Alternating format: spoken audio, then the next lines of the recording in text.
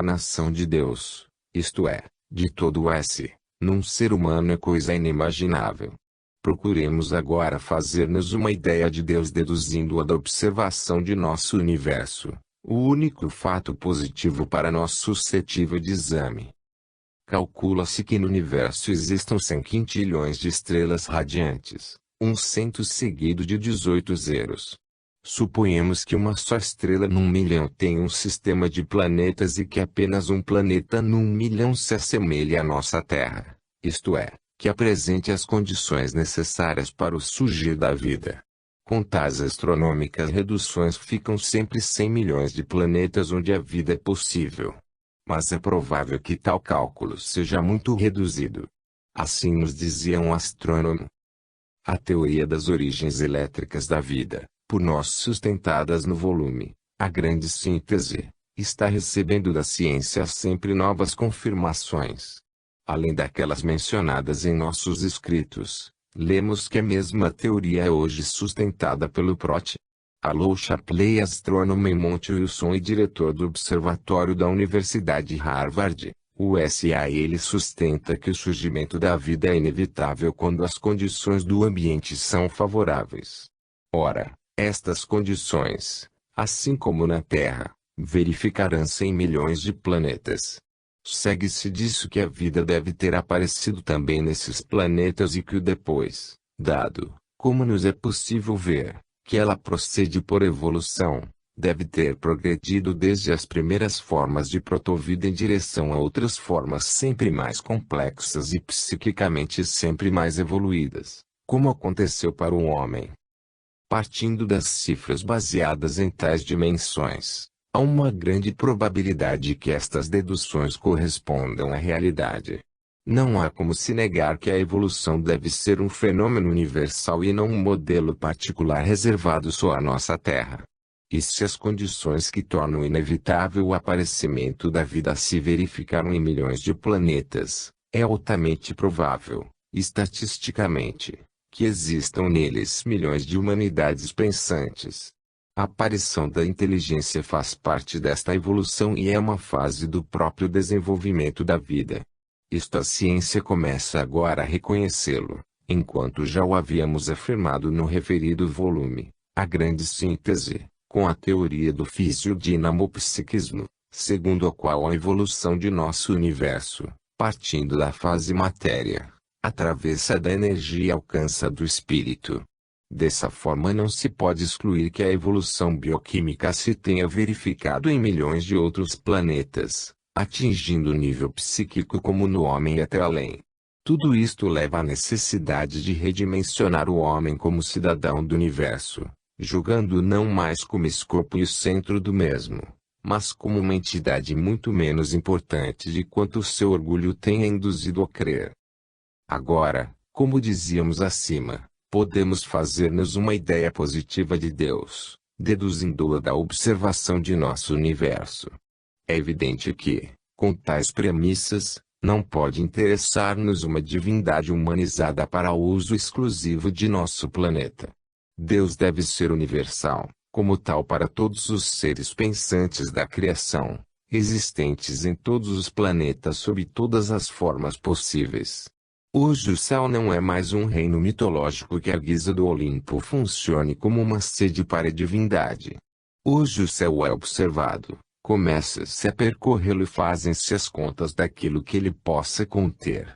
Nos antecedentes volumes explicamos a origem e a função deste universo físico que nós vemos.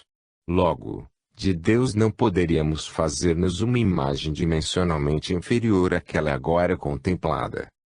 Para nós que devemos pensar à base de lógica e não de mistérios e trabalhar para compreender e não por fé, Deus é o organismo espiritual do S que constitui a contrapartida do organismo material de nosso universo que é o As.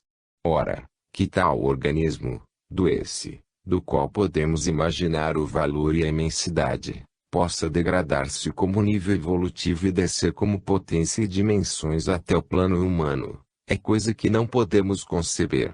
Nem se compreende para qual fim visaria a sugestão de um absurdo tão grande. É para provar isto que quisemos fazer esta divagação astronômica, confirmando as nossas antecedentes afirmações e procedendo por eliminação das outras hipóteses possíveis. Assim, se quisermos compreender a vida terrena de Cristo, não nos resta senão entendê-la como a apresentamos aqui, isto é, como reintegração de um elemento no esse ao contrário. Se quisermos entender a vida de Cristo como o ato de um único Filho de Deus para redimir a humanidade, deveremos também admitir que constituiria uma grave injustiça se isso não fosse repetido para a humanidade de cada um dos 100 milhões de planetas que, como vimos, devemos supor habitados. Desse modo, o trabalho de redimir esta mais ampla humanidade exigiria, por parte do Filho de Deus, cerca de 100 milhões de encarnações. Voltemos a observar o fenômeno da passagem do A ao S, vivido por Cristo. Está escrito no plano de desenvolvimento do percurso do ciclo evolutivo um progressivo manifestar-se de inteligência e espiritualidade. Com a evolução elas se revelam sempre mais potentes, até que a maturação do fenômeno conduz fatalmente a um ponto de ruptura. Nesse momento acontece que o princípio do S, embora tendo ficado sepultado com a queda, permanecera, contudo, sempre vivo e ativo em sua estrutura íntima no centro do AS, e reaparece, enfim, em toda a sua potência originária. Neste momento o ser não é mais um elemento do AS, mas do esse, isto é, resulta constituído da pura substância de Deus, como era na hora da criação primigênia. Por isso, Cristo pôde ser o homem-Deus, ou seja, o homem que voltou a ser Deus, enquanto na sua passagem sobre a terra era cidadão de dois mundos, o AS e o esse, lutando para libertar-se do primeiro e reingressar definitivamente no segundo. Só assim, olhando com tais critérios racionais objetivos poder-se-á compreender o fenômeno do homem-Deus. Na realidade Cristo foi antecipador de uma experiência profundamente humana, como o desprender-se do mundo por ter superado os métodos deste, no plano evolutivo. A humanidade não compreendeu e por isso não pode explicar-se este caso de Cristo. Mas intuiu sua importância, tanto que, construindo sobre o mesmo um mito gigantesco, o colocou no centro do universo. Isto prova que no fenômeno deve haver algo real e biologicamente muito importante, capaz de explicar tal reconhecimento. Tão vastos consensos nascem somente das profundas raízes da vida e não podem produzir-se artificialmente ou coativamente. Tais impulsos instintivos derivam de forças biológicas que levam a reconhecer a importância do fenômeno e aceitá-lo, ainda que confusamente e sem discernimento fizeram sentir em Cristo Deus reencontrado. Não se trata portanto de uma simples deificação de um homem, como costumavam fazer os pagãos, mas do reconhecimento de um fato biologicamente fundamental, como o reencontro de Deus por parte do homem. E qual fato poderia ser mais importante do que este em que se resolve o processo evolutivo de tal forma que, chegados ao ápice da evolução, regressa-se ao S, alcançando assim a meta final a que tende a vida. Cristo não representa apenas a fraqueza de nossa carne, o que o torna semelhante ao homem, mas também e sobretudo a força do Espírito que é potência divina. Cristo constitui o endireitamento de tudo que foi emborcado pela queda e constitui ainda o regresso ao Pai e a reconstrução da ordem violada. A crucificação não se explica como uma vingança imposta por um Deus egoísta que recebeu uma ofensa e exige que a mesma seja paga por um inocente. A crucificação explica-se como a desesperada resistência da negatividade do AS contra um ser que lhe escapa porque pertence quase toda a positividade do S. A crucificação revela os métodos destrutivos próprios do AS que quer aniquilar o que até aquele momento lhe pertenceu. Antes que cedê-lo ao S, o AS não quer que se abra aquela única porta que permite a seus súditos voarem para o S. Quanto maior o número dos seres que se evadem para o S, tanto mais este se reforça. E quantos mais ficam no AS, tanto menos este se enfraquece. O AS sabe que estas evasões significam o seu fim e portanto as teme e as dificulta. Compreende-se deste modo toda a lógica da paixão de Cristo. choque apocalíptico de forças opostas, no momento final do ciclo involutivo-evolutivo que redime a queda. O As se manifesta com seu feroz assalto feito de dor, crucificação, o S com o seu luminoso triunfo na esfera da vida, ressurreição. Temos duas explosões opostas, uma é o negativo, a outra é o positivo. Com isto cada um dos dois universos revela sua natureza. O primeiro manifesta-se infligindo derrota e morte, o segundo com a vitória da vida. Colocados frente a frente em seu antagonismo, crucificação e ressurreição dão-nos em síntese a solução do drama da queda e a realização do prodígio da salvação. Por que existe tal psicologia agressiva no As? Porque o evoluído que lhe escapa para reentrar no S é para ele um traidor, um rebelde. Quem doa a Deus é um inimigo do antideus, é um perjuro que passa para o lado oposto, um pecador indigno que há de ser punido. Por isso os desencadeia suas tempestades contra quem se torna culpável de rebelião ao método de viver de tipo As. Satanás tenta Cristo nos momentos em que o reputa mais fraco. Mas Cristo tem a luz do S e não se deixa pegar. Quem chegou àquela altura não pode mais ser enganado. Mas Satanás se vingará duramente. No último momento da paixão, Cristo ficou sozinho. Meu Deus, por que me abandonaste? A fadiga da superação devia ser toda de Cristo. Mas logo depois eis o consumatum est, tudo se cumpriu. Sucede, então, o desligamento do As, que perde todo o poder sobre Cristo. Daquele momento em diante ele é livre e encontra-se no S. A ressurreição significa um ressurgimento para uma nova vida que se substitui à velha, continuando sob outra forma, segundo outro tipo de existência, espiritual em vez de material. Eis que Cristo realmente morreu porque uma vida cessou para ele, e ressuscitou de verdade porque iniciou uma nova vida. Eis, pois, como até perante a sua morte e ressurreição podemos reputar-nos ortodoxos, enquanto as admitimos ambas, mas num sentido mais razoável e portanto mais aceitável. Nós também podemos afirmar que Cristo voltou ao Pai, porque o Pai é Deus, e Deus é o S. E retornou de verdade porque tinha percorrido todo o ciclo involução-evolução, voltou ao Pai do qual se tinha afastado com a queda. Somos ortodoxos também, pelo fato de afirmarmos que Cristo foi Redentor, pois ele foi mestre de redenção, da qual fundou uma escola ainda viva, que é o cristianismo. De fato é frequentando aquela escola e seguindo o exemplo de Cristo que cada qual pode redimir-se com o seu esforço.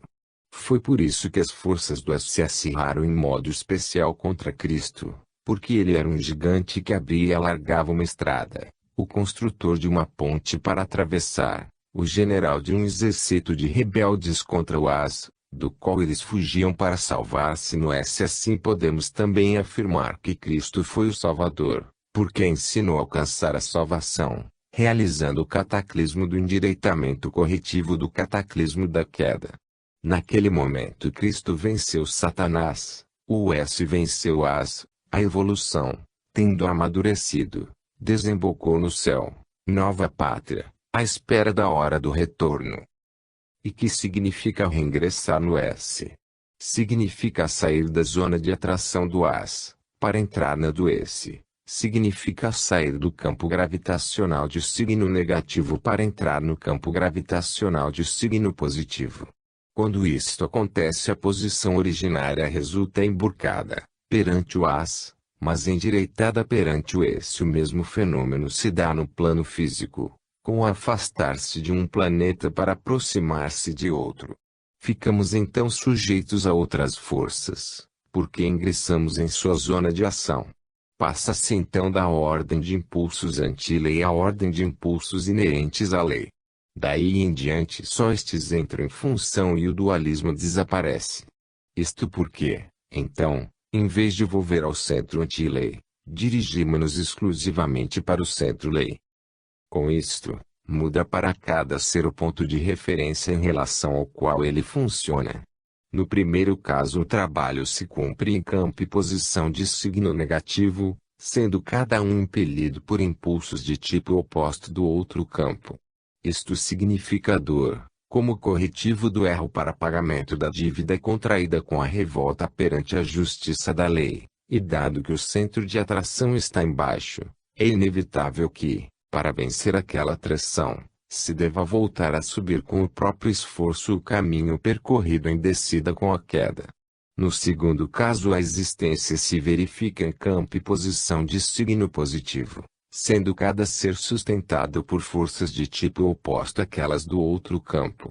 Isto significa conhecimento que permite evitar o erro e a dor, significa paz, porque a dívida contraída perante a justiça da lei com a revolta foi paga, significa, enfim, porque agora o signo de atração fica no alto, continuar, segundo aquela atração, a dirigir-se espontaneamente e alegremente em direção ao mesmo. Os dois campos existem em posições opostas. No caso do as, sobre o ser que deve às suas custas redimir-se, pesa o esforço de vencer a atração do polo negativo do as, para atingir o esse. No caso do S, basta que o ser se abandone, docilmente, às forças do mesmo, porque elas, em vez de trabalharem, com as precedentes, a seu dano, trabalham em sentido oposto, em sua vantagem. Então o esforço ascensional do ser não é mais necessário, porque o percurso da evolução se cumpriu. No S o esforço do transformismo e a luta do dualismo cessaram. Então o indivíduo não se encontra mais em campo inimigo à mercê de impulsos contrários, mas em campo amigo à mercê de impulsos que o secundam. No primeiro caso, o trabalho para salvar-se deve vencer todas as resistências de um ambiente negativo, contrário à salvação, sem dispor de outras forças senão as do indivíduo que deve salvar-se com o seu esforço. Trata-se, pois, de uma vida de desesperados e de madura redenção. No segundo caso, a salvação é realizada num ambiente construído para ela e só repleto de impulsos positivos. O primeiro é um ambiente de antagonismos e resistências, o segundo de concórdia e colaboração. Eis, pois, em que consiste a passagem do as ao S, isto é, o fenômeno vivido por Cristo para nos mostrar as vias da salvação. Se Cristo escolheu como missão encarnar-se no nível evolutivo do homem, isto nos revela o seu desejo de mostrar-nos a técnica da passagem do as para o S sem dúvida alguma. A figura do Cristo nos revela uma natureza bem diferente da do homem comum e superior à dos mais elevados exemplares da raça humana. Mas justamente isso nos prova que ele havia alcançado o limite máximo da evolução, o que lhe tornava possível sair do as. Isto significa que ele viveu um fenômeno que nos concerne a todos, por representar o limite conclusivo do ciclo evolutivo, ponto final da salvação que todos deveremos alcançar para reingressarmos no S. Segunda parte. Evangelho e problemas sociais. 9. A justiça social. Rico e pobre. A justiça social segundo o Evangelho e as leis biológicas. A evolução em direção ao estado orgânico. Funções, abusos e liquidação do rico. Procuramos, até aqui, entender a figura do Cristo. Procuremos agora entender o Evangelho, sobretudo em relação aos problemas que ele levanta no campo social. Comecemos pelo problema, hoje tão vivo, do rico e do pobre, até agora não resolvido e que está na base de todas as agitações sociais. Vejamos como o Evangelho o enfrenta e resolve. A tal propósito, o pensamento de Cristo perante a riqueza é tão claramente expresso que não deixa dúvidas. Cada um de vós que não renunciar a tudo o que possui, não pode ser meu discípulo. Se quiseres ser perfeito, vai, vende tudo aquilo que tens, dá aos pobres e terás um tesouro no céu. Depois vem e segue-me. Sim, vos-lo repito, é mais fácil um camelo passar pelo buraco de uma agulha do que um rico entrar no reino dos céus. Não acumuleis tesouros na terra, onde a ferrugem e o caruncho os consomem, e os ladrões os desenterram e os roubam. Mas, pelo contrário, acumulai tesouros no céu.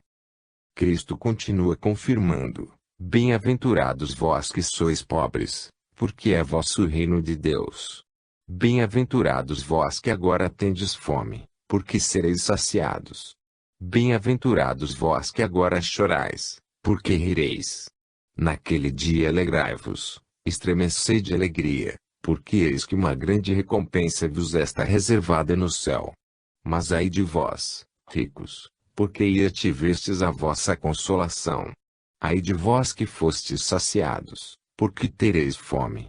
Ai de vós, que agora rides, porque ficareis na dor e nas lágrimas. O homem moderno que vive em diversas condições de ambiente social pode achar estranha e excessiva esta linguagem. No entanto, ao se pensar naquilo que era o mundo no tempo do Cristo, deve-se reconhecer que uma tão dura condenação correspondia à justiça. Então a riqueza era fruto de rapina e delitos, enquanto que, por evolução, hoje ela é sempre mais produto da inteligência e da laboriosidade. Naquela época o pobre era um escravo de muito baixo nível cultural e econômico. Hoje ele é um trabalhador, frequentemente técnico e especializado, armado de direitos e protegido por todas as previdências sociais, no seu nível. Constitui até uma roda do grande organismo coletivo da produção. Um homem prático moderno poderá achar confusa, no Evangelho, aquela mistura de problemas espirituais com os econômicos, que são, pelo contrário, cada um objeto de uma competência diversa, a do teólogo moralista e a do economista. Mas é necessário compreender que nos tempos de Cristo a estrutura social era muito mais simples, pelo que eram mais fáceis estas aproximações entre extremos tão afastados, tais como são a religião e a distribuição e administração da riqueza. Hoje estes dois extremos estão demasiadamente sujeitos, cada um, a uma sua técnica específica para que se possam misturar. Os dois campos se tocam, mas não se podem sobrepor e confundir. Levando isso em conta, o Evangelho há de ser entendido e não tomado ao pé da letra, dado que hoje os problemas por ele tratados no campo econômico apresentam-se em forma definida com mais exatidão e caracterizados por uma complexidade então desconhecida. O Evangelho ressente-se de um simplismo só tolerável perante a economia elementar do seu tempo. Hoje não vivemos na sociedade caótica de então. Tudo, hoje, tende a ser disciplinado por um exato cálculo de direitos e deveres em regime de reciprocidade, próprio do estado orgânico que a sociedade tende progressivamente a alcançar. Para compreender os trechos do Evangelho acima referidos, comecemos por observar o problema da distribuição da riqueza na forma mais simples que ela assume na humanidade em seu estado primitivo e instintivo, não ainda controlado e disciplinado pela inteligência do homem. Neste nível evolutivo a posse, não ainda legalizada em forma de propriedade reconhecida, e o resultado de uma rapina, é o sinal de uma vitória violenta contra todas as dificuldades do ambiente e as resistências de forças opostas. A posse é o produto de um esforço, de um perigo que se soube afrontar e superar, e prova de um valor, razão pela qual, perante as leis da vida, aquela posse representa um prêmio merecido. Neste sentido, aquela posse corresponde a um princípio de justiça, pelo menos ao princípio de justiça em tal nível de evolução. É certo que aquela posse é produto de uma violência, porque gratuitamente não se consegue, mas ela presume no indivíduo uma força e uma astúcia, que naquele ambiente são as qualidades que dão direito à vida, reservada aos vencedores na luta. Como tais, eles têm mais direito do que todos os outros à sobrevivência, porque em relação àquele plano representam um melhor biótipo.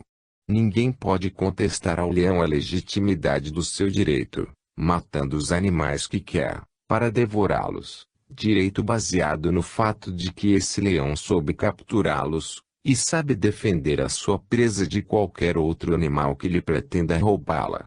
Tudo é justo. Mas tal legitimidade baseia-se na força, rege-se só em função desta e cai logo que esta venha a faltar. Então o vencedor, tendo se tornado um vencido, perde todo direito e isto em favor de um outro, o seu vencedor. Esta é a lei naquele nível de evolução. Era aquele o nível em que a humanidade se encontrava no passado. Então o rico era um vencedor na luta, alguém que tinha sabido, com a força ou com a astúcia, apossar-se dos bens alheios. A riqueza que assim possuía ele tinha dado prova de sabê-la conquistar, ela constituía, pois, uma sua legítima posse, conforme a justiça daquele nível de evolução. O pobre era então um vencido, um inepto que a vida não ajuda porque tal biótipo deve ser eliminado pela seleção do mais forte.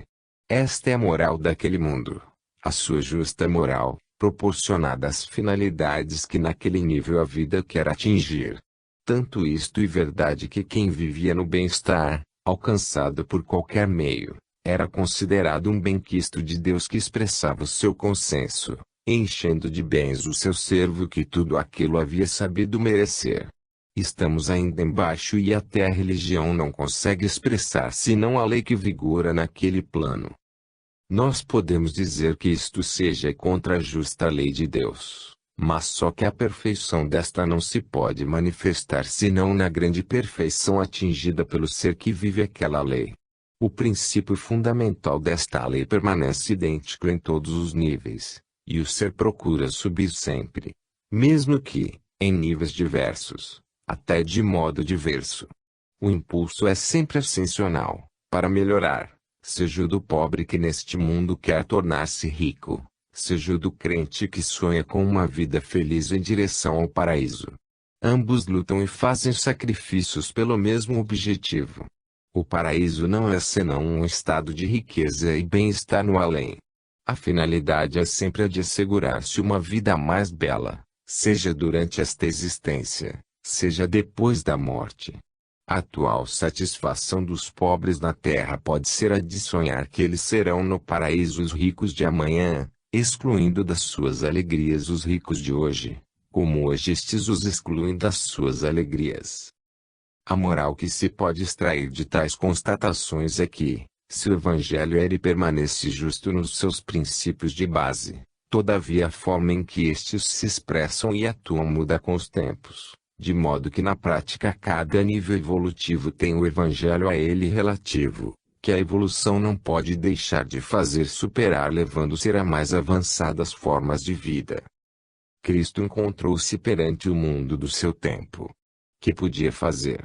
Nada daquilo que hoje é possível porque nós vivemos em outra fase de evolução.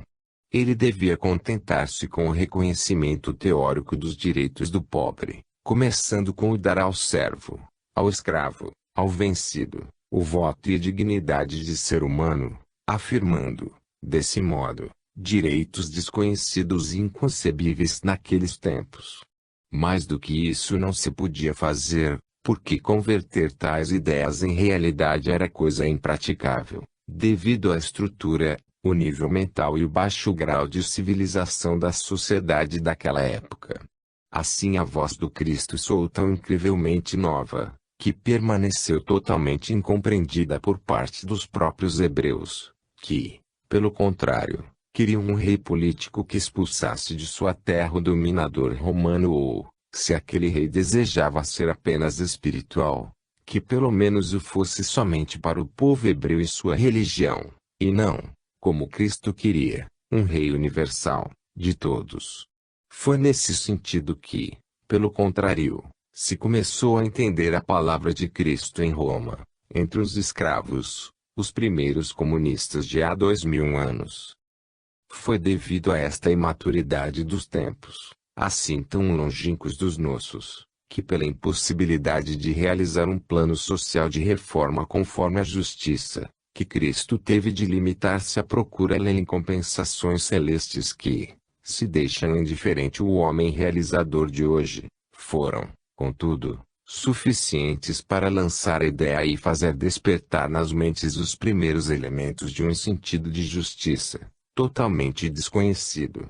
A separação entre patrão e servo correspondia perfeitamente à separação entre vencedor e vencido. Os escravos eram tomados dos povos submetidos na guerra, conforme a supracitada lei biológica da seleção do mais forte que se encontrava em pleno vigor no baixo plano biológico em que a humanidade vivia. Naquela época a justiça encontrava-se no nível força, pela qual os direitos pertenciam ao mais forte. A moral é relativa e os juízes estão em relação ao nível moral alcançado. Desse modo se acreditava conforme a justiça de Deus que o rico fosse rico e o pobre fosse pobre. Hoje o fato de nos encontrarmos em uma fase evolutiva mais avançada eleva a uma moral mais alta. É assim que a injustiça social no passado era justa até para as religiões, e hoje é injusta para todos. Quando se lê aqueles trechos do Evangelho é necessário transportar-se no tempo, retornando àquele período, para se compreender quão grande mudança a palavra de Cristo tenha procurado instaurar. Ela alvejava um mundo que a seu modo julgava poder ajustar-se, mas que podia alvejá-lo apenas em relação àquele ambiente e grau de evolução. É questão de relatividade.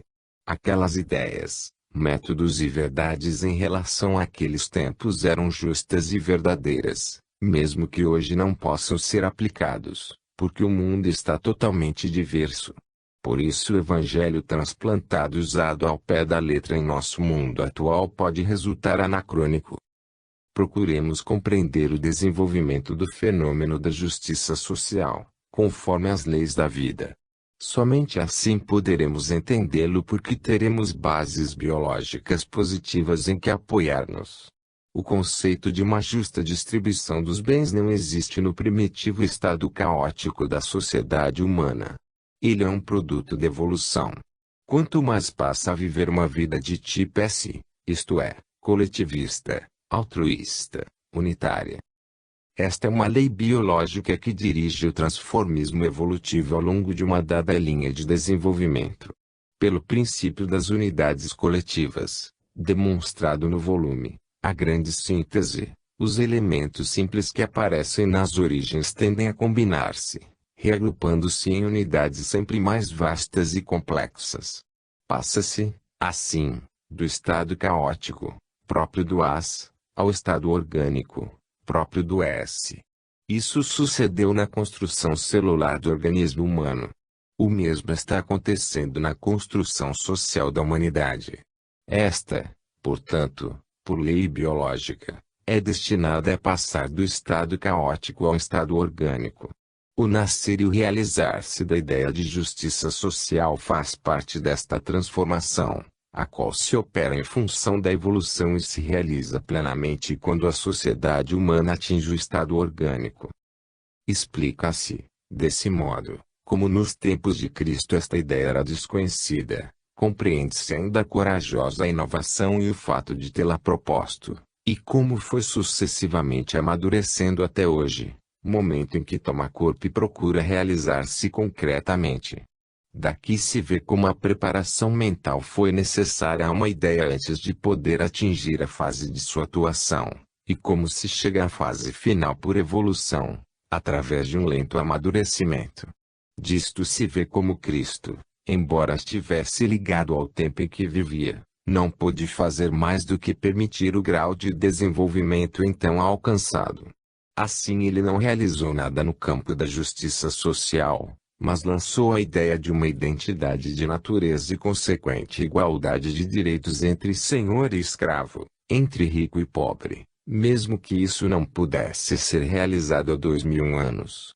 Cristo operou aquela preparação mental que, como acabamos de dizer, era necessária para alcançar o dinheiro na fase de realização. Isto porque, por lei de evolução, a tendência em direção a tal realização é constante. Trata-se, portanto, de um processo evolutivo no qual Cristo se inseriu a partir de um caminho de vida em que só podia aparecer como um precursor dos tempos modernos. Não devendo fazer senão um trabalho de preparação mental, ou seja o do terreno qual deveriam depois tomar corpo as suas ideias, Cristo, não se encontrando como hoje na fase de atuação, só pôde apoiar-se no sentimento e em suas incontroláveis construções idealistas com as retribuições do céu. Hoje, que se passa a uma real atuação, para muitos tais meios não servem mais. Não estamos somente na fase de preparação mental, assimilação de novas ideias, mas também na de sua realização prática. Devem-se, então, usar meios concretos, cálculos exatos, psicologia utilitária, isto é, técnica positiva e realista do construtor de fatos, que não é do inventor de ideias. Eis que o trabalho de Cristo representa uma fase necessária no desenvolvimento do mesmo fenômeno, embora vivendo numa outra, mais avançada. Eis portanto que o princípio da justiça social está escrito nas leis da vida e se afirma sempre mais como o progresso desta. Aquele princípio não é um produto da vontade humana, que só obedece à lei biológica que o impõe, mas está escrito nesta lei como o próprio destino da humanidade. Com a evolução, este destino se tornará realidade, mais dia menos dia, o que é inevitável, porque esta realização faz parte do universal processo de evolução, é a reorganização do caos do as na ordem do esse, isto é, o endireitamento de toda a negatividade do primeiro na positividade do segundo. Então, sem justiça fora o ponto de partida, a justiça será o ponto de chegada. É assim que em nosso mundo existe a injustiça, porque ela é de sinal negativo, é corrupta e imperfeita, mas com tenaz tendência para a justiça, porque o dito mundo deve tornar-se de sinal positivo, isto é, são e perfeito. Essa tendência já se revela também em nosso mundo com alguns sinais, pelos quais, mesmo em meio ao caos individualista, aparecem as primeiras e naturais aproximações da justiça. Então observemos, o rico não é apenas inevitavelmente um parasita da sociedade. Mesmo quando é um ocioso desfrutador do trabalho do próximo, vivendo ele em nível econômico mais elevado, cumpre a função de criar tipos de civilização mais requintados. Com isso ele lança novos hábitos, que seus dependentes tentam imitar e assimilar, depois, obedecendo à lei de evolução. Este é o trabalho útil que fazem as aristocracias antes de desmoronarem.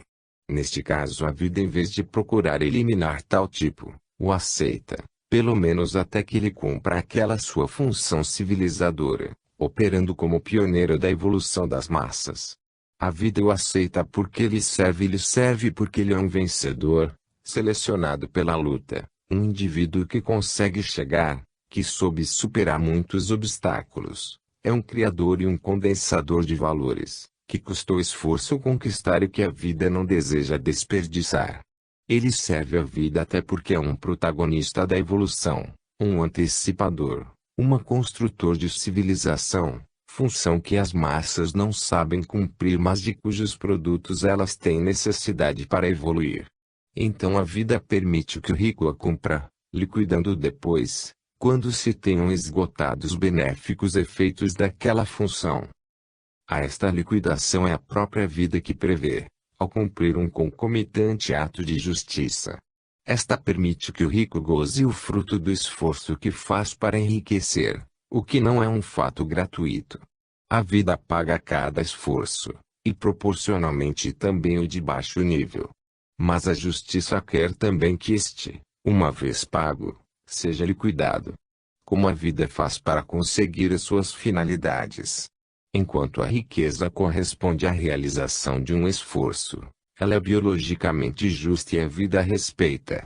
Mas surge, depois, a injustiça, quando as conquistas são legalizadas convertendo-se em privilégios permanentes.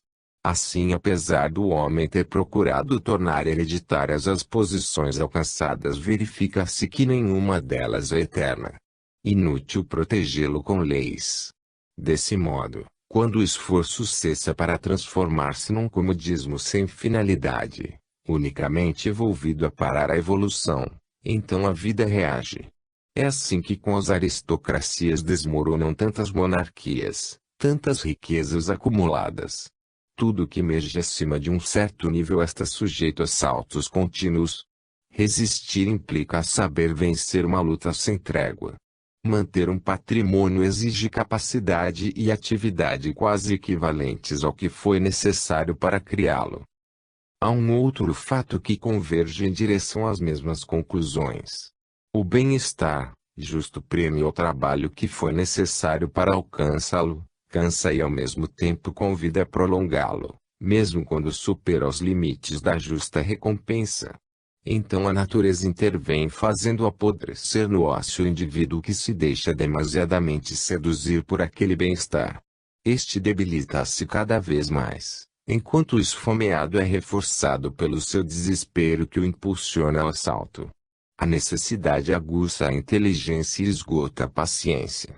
O resultado é que a riqueza passa do rico ao pobre que o suplanta. E a vida é prova porque ela recompensa a quem luta. Quem na luta dá prova de força e habilidade com o saber vencer. E paralelamente a vida castiga quem se acomoda e se torna inepto a lutar, encaminhando-se para a derrota. É biologicamente justo que quem se tenha corrompido seja vencido, assim como é biologicamente justo que um organismo débil, assaltado pelo ataque do micróbio seja vencido, adoeça, e, não sabendo resistir, venha a perecer. Dessa forma vemos, frequentemente, os filhos dos ricos crescidos nas comodidades e ignaros da luta necessária para as conquistas, tornarem-se totalmente pobres. E vemos se converterem em ricos muitos originários de uma escola bem diferente, que haviam nascido totalmente pobres. Como as ondas, os bens passam de mão em mão, para gozo alternado, numa espécie de coletivismo natural, pelo qual eles são de todos e não são de ninguém. Esta é uma outra forma automática de justiça social, praticada pela vida, ainda que o seja de modo elementar nos seus baixos graus de evolução. 10. O Sermão da Montanha. A lei do tudo ganho. Evangelho e evolução. Versão moderna do Sermão da Montanha. A virtude da renúncia. O desprendimento dos bens. A esmola. A divina providência. Para melhor compreendermos os fenômenos de que estamos tratando, é útil explicar como já existem em germe e como funcione também em nosso mundo de tipo AS, uma lei elementar de justiça que chamamos lei do tudo ganho. Não se trata senão de um aspecto particular da grande lei de Deus da qual falamos nos capítulos precedentes. Estamos sobre o terreno positivo de leis vigentes, cujo funcionamento é controlável pela observação. Só assim se pode chegar a conclusões objetivas baseadas sobre fatos, independentes das verdades de grupos ou escolas particulares. Constata-se no funcionamento da vida um princípio de justiça pelo qual é estabelecida uma proporção entre o trabalho e a sua recompensa, entre esforço e gozo. Este se prende à satisfação de uma necessidade e desaparece com a saciedade. Quanto mais possuímos de uma coisa, menos ela vale, e quanto menos dela possuímos, mais vale. Este é um princípio de economia, que regula a balança da procura e da oferta. Quanto mais uma coisa nos custa esforço, mais valor tem, e quanto menos nos custa esforço, menor é seu valor. Assim os ricos se habituam à riqueza e é esta, que para o pobre poderia constituir uma fonte de felicidade, na realidade não os torna absolutamente felizes. Eis que podemos possuir tudo e morrer de tédio devido à saciedade. Assim, a medida de nosso gozo não é dada pela medida de nossas posses, mas pelo esforço que fizemos para consegui-lo. A vida é dirigida também por esta lei de justiça, pela qual a alegria de possuir diminui a cada unidade possuída, isto é, em proporção inversa ao aumento da posse. Esta é a lei do tudo ganho. A justiça consiste no fato de que, se não se faz o esforço para se conseguir um gozo, não se tem direito a ele que, por isso, não é alcançado. Para que a coisa seja sã e vital é necessário que haja proporção entre o esforço e o gozo. Se este não é merecido, ele é um furto que, em virtude da mesma lei de justiça, constituirá uma dívida a pagar. Então o gozo não é são e vital, mas doente e anti-vital, e a vida se revolta contra o indivíduo que dele se aproveita contra a justiça. Não faltam as vias gratuitas para se chegar ao gozo e estas são os atalhos do prazer. O mundo os conhece de sobra. Mas, então, a vida se vinga e as fáceis alegrias do vício se pagam bem caro. Apliquemos agora este princípio ao fenômeno da riqueza. Para ser sã e vital ela deve ser conforme a justiça. De outra forma ela é doente e antivital e a vida se revolta contra ela tendendo a destruí-la em quem a possui. Eis então que a riqueza para ser um bem deve ter sido ganha, isto é, merecida. Senão ela é deteriorada e venenosa. O que é de sinal negativo não pode trazer alegria mas somente dor. É necessária, então, que ela seja de sinal positivo, conforme a justiça. Para ser dessa forma é indispensável que a riqueza esteja ligada ao trabalho. Então ela se torna produtiva e saudável e por isso é lícita. A vida quer a nossa salvação e segundo a sua moral se é lícito aquilo que é vital, sendo ilícito tudo o que é antivital. A vida, pois, não é contra a riqueza, mas o é apenas contra a riqueza a furto, contra a exploração, contra a renda herdada sem esforço e gozada ociosamente, contra a riqueza parasitária, a qual é improdutiva para a coletividade e por isso danosa.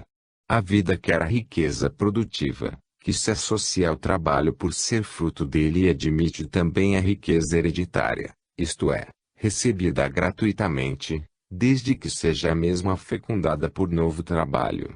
A vida quer uma riqueza conforme a justiça.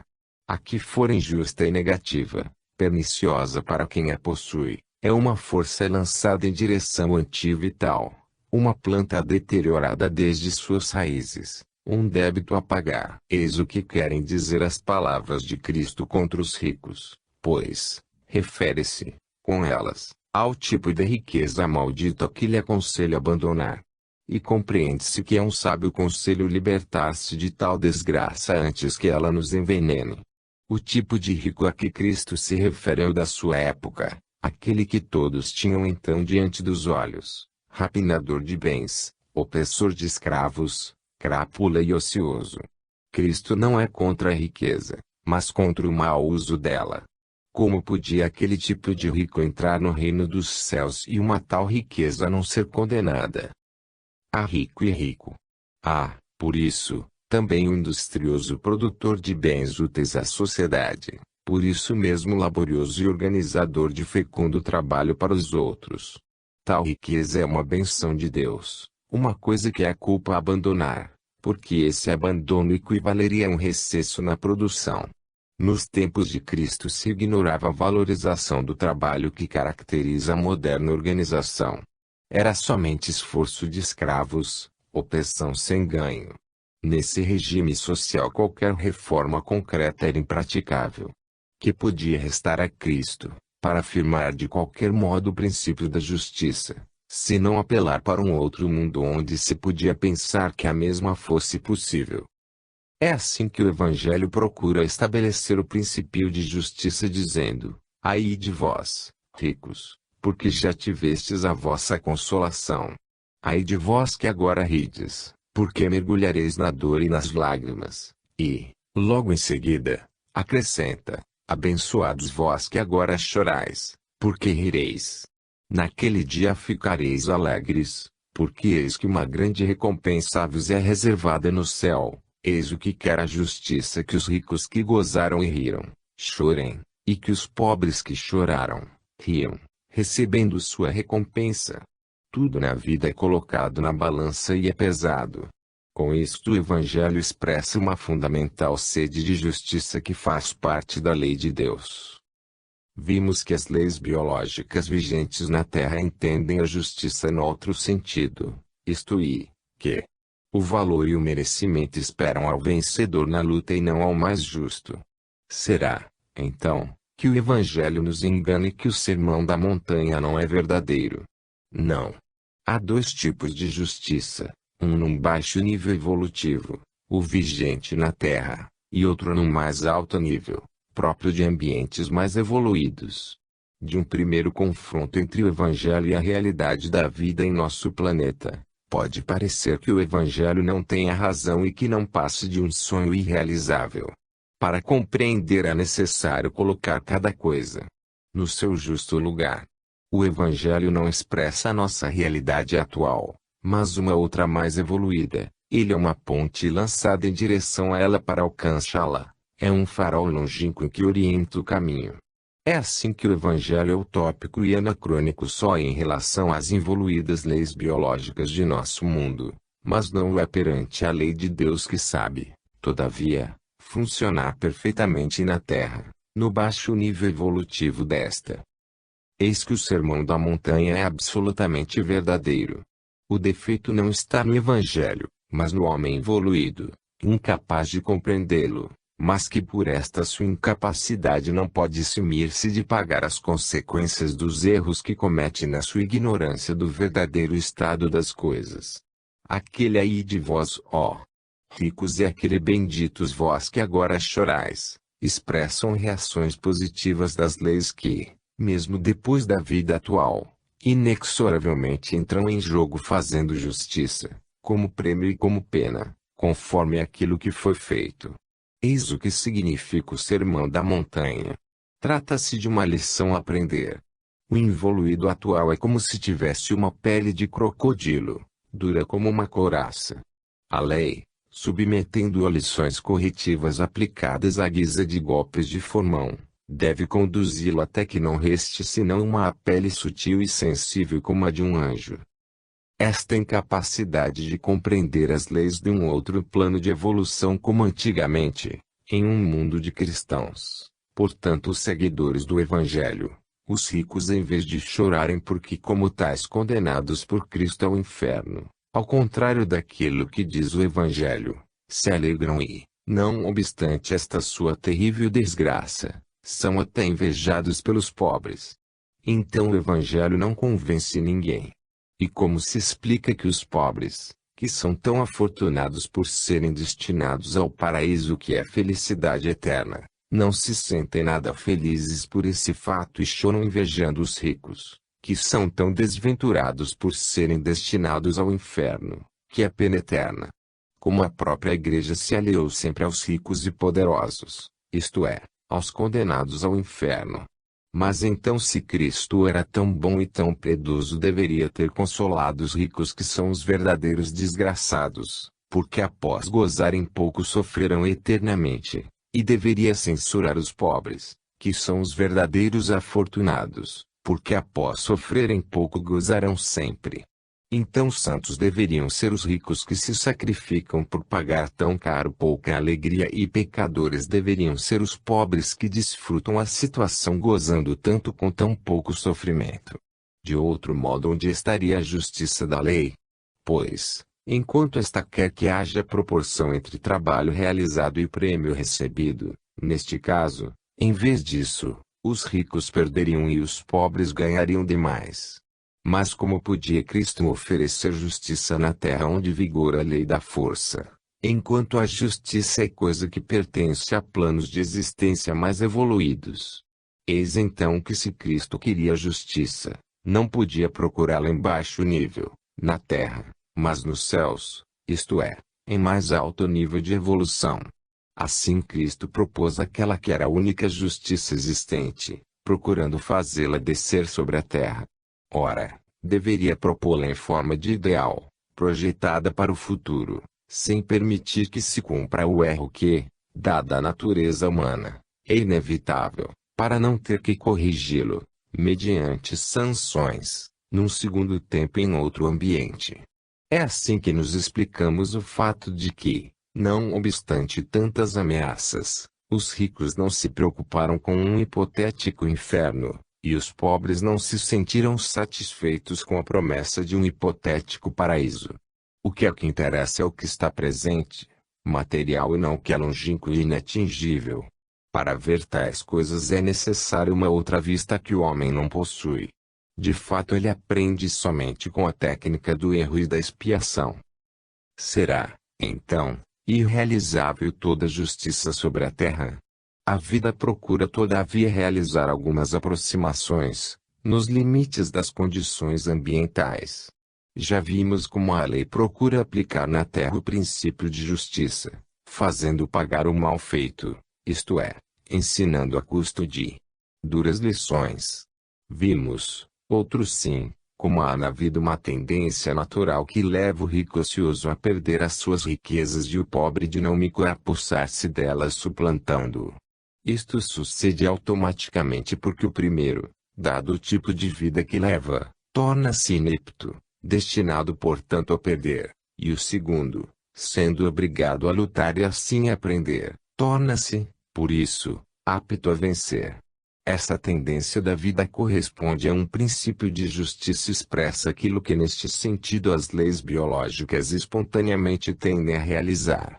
Trata-se de um fenômeno bastante comum que se verifica não só para casos individuais, pois estende-se a famílias e a inteiras classes sociais. Há um ciclo de ascensão, de florescimento e por fim de fatal descida, fases características do fenômeno. O mesmo desenvolvimento e fim das civilizações seguem este ciclo. Isto porque persiste sempre a expectativa da eventualidade que os estratos inferiores, emergindo de baixo, assaltem os antecedentes vencedores, embalados na sua cômoda posição de bem-estar. Desmoronou a potência do Império Romano com a descida dos bárbaros, assim como foram liquidadas as aristocracias com a Revolução Francesa e com a Russa. É dessa forma que, automaticamente, se compensam as duas opostas injustiças, a do rico que não trabalha e a do pobre que tem fome. Assim o rico deixa a ociosidade e o pobre se sacia. Da mesma forma a vida com um lento trabalho de erosão elimina a injustiça. Quando a justiça prevalecer, permanentemente, não haverá mais razão para as revoluções. Por este caminho se pode chegar à completa e prática aplicação do Evangelho. Eis então que, biologicamente entendido, isto é, segundo as leis da vida, o Sermão da Montanha permanece verdadeiro. Eis como ele pode repetir-se em forma realista, como hoje ele pode ser entendido em sua prática atuação terrena. Benditos vós que sois pobres e portanto hoje sofreis pela injustiça social, porque é vosso o reino da justiça que o mundo se prepara a realizar. Benditos vós que agora tendes fome, porque conquistareis o direito a uma justa repartição dos bens e sereis saciados. Benditos vós que agora chorais, porque rireis. Isto pelo fato de os ricos ociosos serem destinados a enfraquecer-se no bem-estar, devido à sua vida fácil, de gozo. Então vos será fácil suplantá-los e substituí-los na sua posição. Nesse dia alegrai-vos, estremecei de euforia, porque eis que uma grande recompensa vos está reservada, não mais apenas em forma nebulosa nos céus, mas até sobre a terra em forma utilitária e concreta. Mas ai de vós, ricos, porque já recebestes a vossa recompensa. Gozastes a ociosidade bastante, assim a justiça da lei vos fará passar à classe dos pobres. Ai de vós que sois saciados, porque tereis fome. A vossa vida de gozadores vos tornará ineptos a defender-vos, os pobres que dominastes vos assaltarão, vos sacudirão das vossas cômodas posições e nelas vos substituirão para gozar em vosso lugar. Ai de vós portanto, que agora ris, porque ficareis na dor e nas lágrimas. Eis como hoje, a realista mente moderna, pode soar o Sermão da Montanha, em forma positiva e controlável, praticamente realizável, sem vagos reenvios a sanções remotas, num mundo que não se conhece. E desse modo que aquele sermão permanece verdadeiro e atual, aplicado à moderna luta pela justiça social, de acordo com as leis biológicas vigentes. A vida é realizadora e não pode ficar para sempre no terreno das afirmações teóricas. No seu utilitarismo ela as aceita só como fase preparatória de sua efetivação. A vida as propõe como ideal a realizar e põe-se a caminho para alcançar aquela realização. A lei quer chegar à justiça. Os homens falam, a lei funciona. De um lado as palavras, de outros fatos. A vida hoje quer realizar. A fase da espera é superada e não se aceitam mais soluções hipotéticas e realizáveis a longo prazo.